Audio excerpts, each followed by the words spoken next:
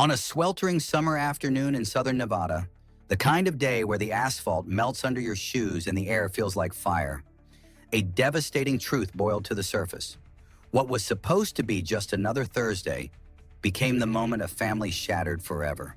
A mother, a secret, and two innocent children left behind in a locked car, fighting for breath in 108-degree heat. This isn't a story about forgetting. It's a story about choosing. About how a woman named Amanda Kellis, 33 years old, left her life, her husband, her children, locked inside a box so she could chase a fantasy. What unfolded next would shake an entire community to its core and reveal a truth far darker than anyone imagined. Because when the heat rose, so did the lies. This is a story of betrayal, obsession, and a moment of carelessness that turned into a crime scene. Stay with me. Because once you hear what Amanda did, you'll never look at a family car the same way again. To neighbors, Amanda Kellis was the perfect wife. She waved politely, packed school lunches, and always showed up on time to parent-teacher conferences with her signature sun hat and a proud smile. Her husband, Greg Kellis, worked long shifts at the city power plant, 12 hours a day, sometimes more. He provided, she maintained. From the outside, everything seemed functional. But inside the Kellis home, the routine was suffocating. Amanda had grown up in that very town, the kind of place where everyone knows your dog's name and where high school sweethearts get married whether they should or not. She and Greg had done just that. Their courtship was fast, sweet, safe. But Amanda never wanted safe. Not really. She had dreams once, of working in publishing, maybe moving to Seattle or Chicago. But after the pregnancy test came back positive at 21, those dreams were folded neatly and placed in a drawer she'd never open again. Now at 33, her days revolved around laundry, groceries, and keeping the kids from sticking crayons in the toaster. She loved her children. Of course she did. But she didn't recognize herself anymore. When Greg came home late, Amanda would already be in bed, pretending to sleep, too tired to talk. Too tired to admit the loneliness that had begun to feel like a second skin. No one asked how she was doing, and that silence, it echoed louder every day. Until one afternoon at the local car wash, a man named Jason Reed handed her a coupon and a compliment. And Amanda, the perfect wife, the quiet mom, the woman who never broke rules, suddenly felt something she hadn't felt in over a decade. Wanted. His name was Jason Reed. He was 38, tall, tanned, with a casual confidence that didn't need to announce itself. He ran a mobile detailing service, the kind that came to you, buffed your car in your driveway, while you sipped iced tea from the porch. Amanda met him by accident, or fate, depending on how you look at it. It was a Tuesday. She was running late for the grocery store and noticed her SUV was streaked with bird droppings and pollen. Jason had just finished waxing a neighbor's truck. He noticed her frustration, smiled. "Want me to take care of that for you?" 5 minutes later, he was washing her windshield and telling jokes like they were old friends. Amanda laughed. Actually laughed. Not the polite chuckle she reserved for Greg's exhausted small talk. Jason told her she had beautiful eyes. She told him she was married. He nodded, said, "So am I. Doesn't mean I don't recognize beauty when I see it." Amanda didn't pull away. She gave him her number under the excuse of maybe scheduling a full clean later. But what she really wanted was more of that look, that feeling, that fleeting, impossible thrill of being seen. They began texting that night. At first it was innocent. Questions about car wax, neighborhood gossip, favorite movies. Then it turned flirtatious, then sexual. By the end of the week, Amanda had deleted her message history 3 times. She was spinning in a dangerous orbit, one she knew could only end in disaster. But she didn't stop. Because when you've been invisible for years, even the most toxic attention feels like oxygen. Jason became her secret, her escape, her other life. And for Amanda, it felt like she'd finally found herself again, even if that self came wrapped in betrayal. With every message Amanda sent, every glance stolen across parking lots, she drifted further from the life she had built. The one with juice boxes and bath toys, grocery lists and bedtime stories. Her two children, Evan, 5, and Sophie, 2, became background noise. She fed them, bathed them, loved them. Yes, but it was distracted love, hollow love, because her mind was always elsewhere. With Jason, she started dressing differently, makeup in the middle of the day, lingerie Greg never saw. She told herself it was harmless, a phase, something she needed to feel alive again. But even a lie whispered often enough becomes a truth. Greg noticed. Of course he did. He asked why she was smiling at her phone, why she wore perfume to run errands, why she suddenly started volunteering at the school. Even though Evan had just graduated kindergarten, Amanda deflected. She told him he was being paranoid, that motherhood was hard, that she needed space. Greg apologized, she let him, and then she left the kids in the car. Just once, just for a moment. At a coffee shop where Jason happened to be, grabbing lunch. She cracked the window, turned off the engine, said she'd be right back. It was 98 degrees outside. She stayed inside for 35 minutes. When she returned, Sophie was crying. Evan was silent. The guilt didn't hit her right away, because Jason kissed her, whispered how sexy she looked, promised to take her somewhere. They wouldn't have to hide. She believed him. Amanda didn't know it yet, but the price of that kiss would be higher than anything she'd ever imagined. Because sometimes what you leave behind comes back for you. July 12th, 2018. The day started like any other. Bright sun, blistering heat, a sky so cloudless it felt artificial. Amanda told Greg she was taking the kids to the park. In reality, she was headed to a motel on the edge of town. Room 204, their usual spot. Jason was already there. Amanda packed snacks, juice boxes, iPads. She loaded Evan and Sophie into the car just after lunch, when the sun was already punishing. She kissed their heads, buckled them in. The dashboard thermometer read 105 degrees Fahrenheit. She pulled into the motel lot at 1:41 p.m. She turned off the engine, didn't crack the windows, and walked inside. For Amanda, the next 2 hours felt like 10 minutes. She and Jason laughed, ordered fast food, had sex, talked about what-ifs. Outside, the car turned into a furnace. By 2:15 p.m., the interior temperature was over 130 degrees Fahrenheit. Evan began to cry. Sophie screamed, then whimpered, then went quiet.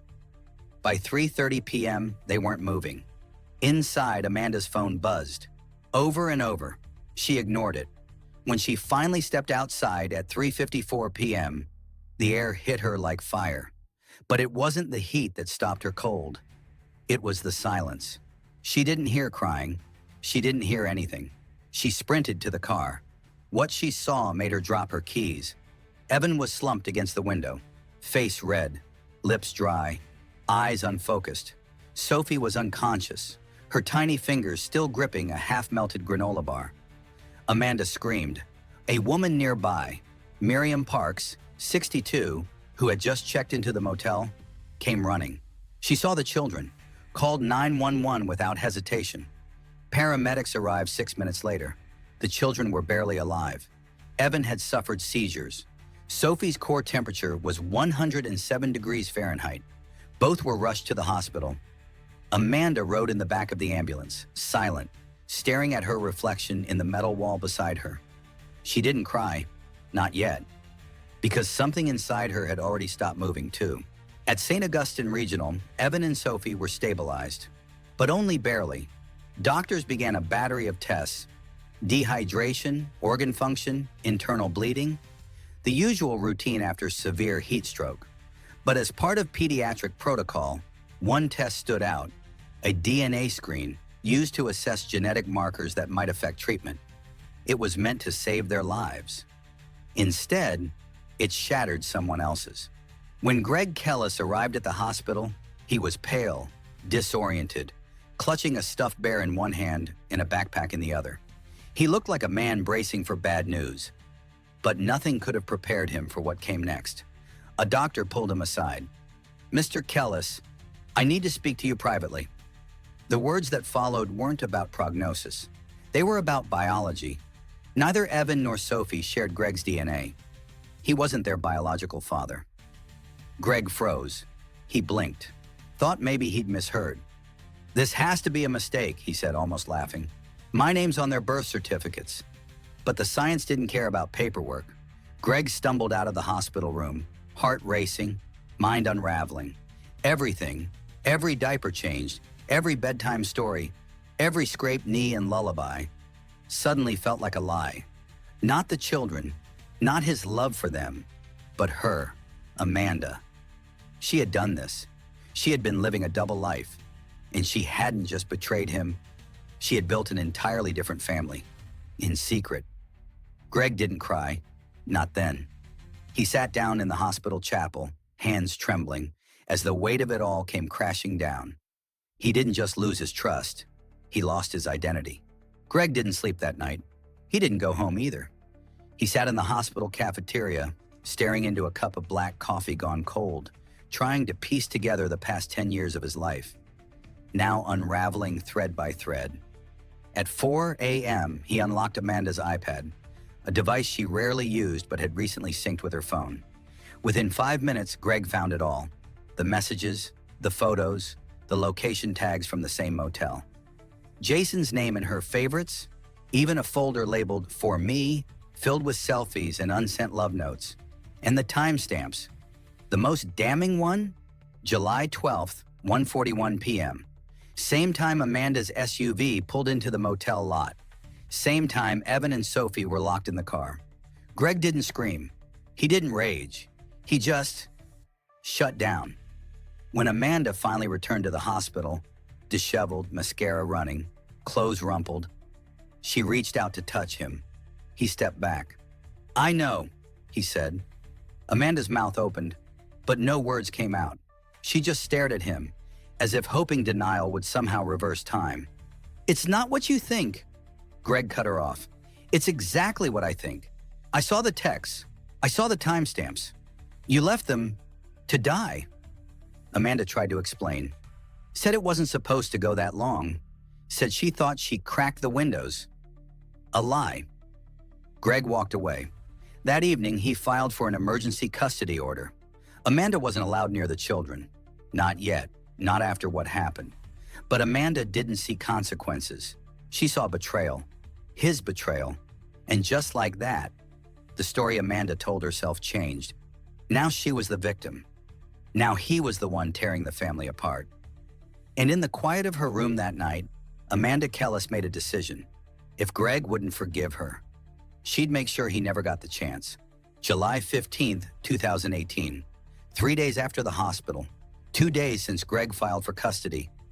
1 day since Amanda saw her name on a pending negligence investigation. That night, the summer air was thick, but not from heat, from tension. Amanda had texted Greg earlier that day. "I just want to talk." "No more lies," he replied. "Then come home."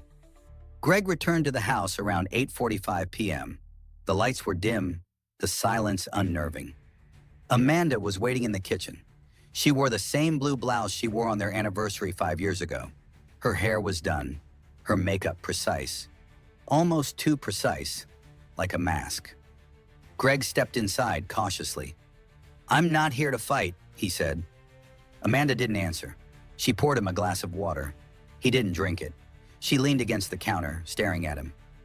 "You said you loved me." "I did," he replied. "But I don't know who you are anymore." Something cracked in her expression. "You were never here. Never asked if I was okay. You don't get to play the hero now." "I never abandoned them in a car to sleep with someone else," Greg said, his voice shaking with restrained fury. And then, she moved, fast, unexpected. Amanda lunged across the kitchen, pulling something from beneath the dish towel on the counter. A kitchen knife. Greg dodged. The blade slashed the sleeve of his shirt. He grabbed her wrist, twisted, shouted her name. They wrestled. She screamed. He pushed her against the fridge. She kicked. He shoved her back. The knife fell, but she reached again. Greg acted without thinking.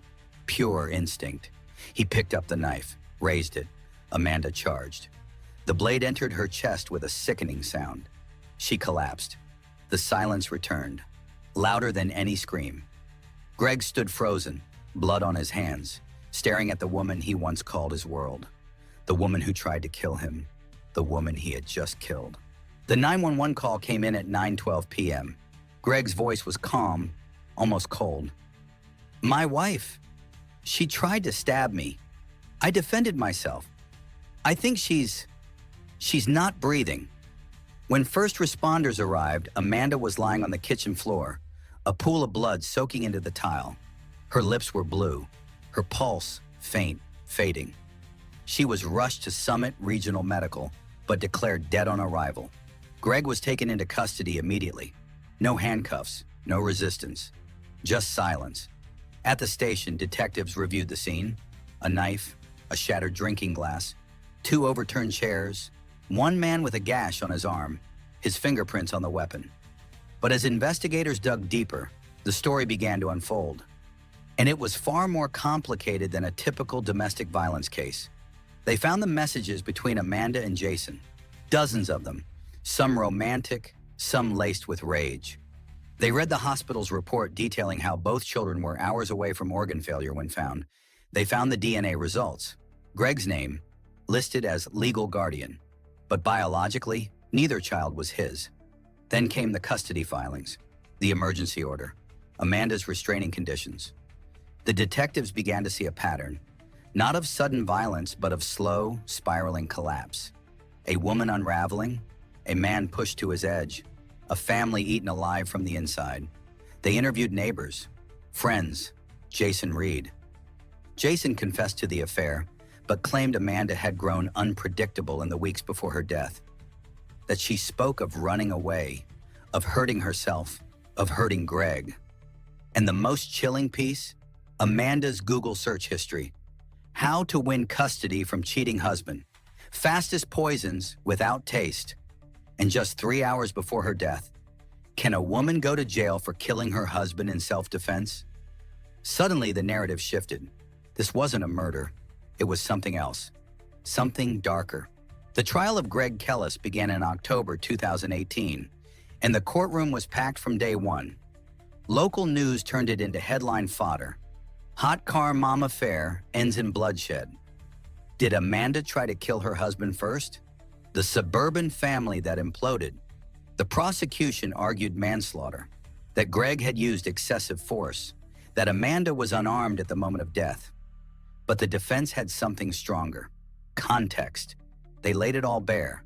The affair, the children, the hospital incident, the knife. Greg's injuries, Amanda's unstable behavior, her fear of losing the kids, her desperation to maintain the facade. They brought in experts. A trauma psychologist testified that Amanda had been emotionally destabilized and likely suffering from a form of situational delusion, triggered by losing control over her narrative. The forensic analyst confirmed Amanda's fingerprints on the knife and Greg's defensive wounds. But what hit hardest were the photos. The jury saw Evan and Sophie in the hospital. Tubes, IVs, monitors. They weren't props, they were victims. The courtroom fell quiet when Greg took the stand. "I didn't want her to die," he said. "I just didn't want her to kill me." After 9 days, the jury returned. Not guilty. Greg walked free, but he didn't smile. Because freedom doesn't undo grief. It just gives you space to carry it. The verdict divided the community. Some called Amanda a monster, others a mother lost in desperation. But for Greg, there were no sides, only consequences. He didn't attend Amanda's funeral. He stayed home with the kids, who would never fully understand what their mother had done or what their father had survived. Today, the Kelly's home is quiet. The blood has long been scrubbed from the floor. The photos taken down, the toys boxed up and replaced with books, therapy coloring pages, gentle lullabies. Evan, now 11, still wakes up screaming some nights. Sophie, 8, doesn't remember much. Only that her mommy went away and her daddy cried harder than she'd ever seen. Greg never remarried. He spends his mornings packing lunches, braiding hair, fixing breakfast. He smiles when he can, and when he can't, he writes in a journal he keeps locked in his nightstand. The title on the first page? Survivor. He doesn't talk about Amanda much, not because he hates her, but because he once loved her. Completely, stupidly, blindly. And because hate implies she still has power over him. She doesn't. Jason Reed disappeared, moved to Arizona, changed his phone number. His name rarely comes up anymore. Just a footnote in a tragedy much larger than him. What remains now is healing, a slow process, a lifelong one. But if there's one thing Greg has learned, it's this. You can love someone. You can give them everything. But you can't save a person who refuses to see the fire they're setting until it's burning the house down. And you can't undo what's done, but you can choose who you become after it.